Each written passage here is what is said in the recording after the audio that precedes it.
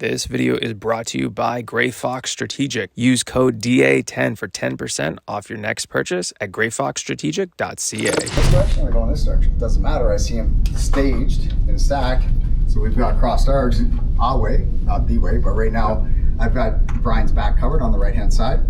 If there was something, if there was stimulus, he would already, there'd be a reason. Right, yeah. Damage, right? So I give him the wave, I'm gonna enter, he crosses. Right, so we just crisscross. Yeah. On option. Yeah. An option. Another option, because the context is it is a center fed room, so we could square the room off, right, to enter. He's already done that, so we don't have to. He's taking in as much information as you can take in by crossing. Right. Okay, yeah. That's the caveat. There's furniture there, there's obstacles there. Yeah. That could change. Yeah. Right? Yep. So as he crosses the threshold, there's nothing. 2, 1,000, 3, 1,000. Now somebody presents themselves. If I simply give him the wave, boom, right. Yep. I just got my fucking bean taken off. Right. So how do we mitigate the chance of dying? We cross, I square, and right. Because there's a split second where if I ignore this, I get my beam taken off. Yeah. So there's pros and cons of both. The pro to not squaring the room is it's fast. Yep. Right. So now this dude, very similar to what we talked about earlier, this dude, if he now presents himself in those 3 seconds, Brian takes off, or I take off, it's this guy, oh shit, or this guy. Right. We've got 2 guns on him. So. Right. So we can take a deep dive on that. And that's just basically like a crisscross method. Yep. Versus a square method. Yeah. Right? Oh yeah, yeah. So I would, my body language would let him know. So there's no, like I'm not staring at anything other than a wall. So I check my gun. He knows there's nothing for me to look at there because it's a gotcha. It's a wall. There's nothing there. Gotcha. So he goes in. So okay. So me, civilian idiot. You go in.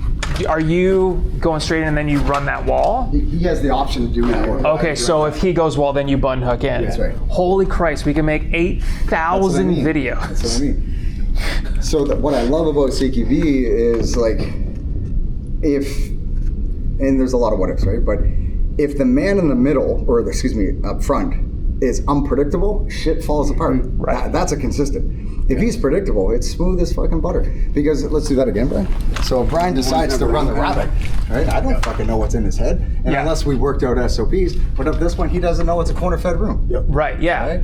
Unless we had enough time to communicate, it's corner-fed. There's a wall right there. Yeah. Now he's making determinations. Right? But if you go gun up, so he knows. If I check my gun, well, he knows. So now he has the option. He can run the rabbit. Yeah. But as he moves, I'm reading his body language. He runs the rabbit. Right. Jesus Christ. And there's pros and cons to that. Okay?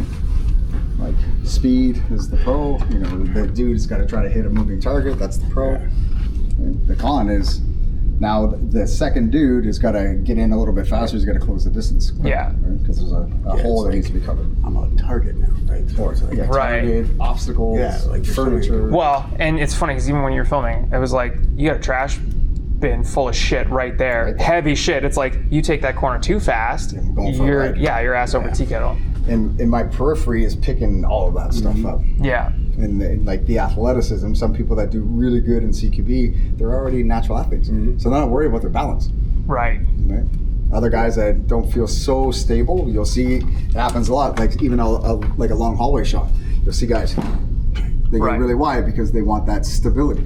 Yeah. But the reality is, if I need to take that surgical shot, I should be able to do it from my position of combat stance. Yeah. Right. So if somebody presents himself from here, like this is awesome shit, man. It's fun and there's so much to it. One thing that I think gets overlooked and where guys try to oversimplify CQB is like, well, just make it an SOP stand. I was like, careful with that, man, because the resistance has a say in the matter. Right? Like if they're armed with a machine gun versus, a pistol, it's different.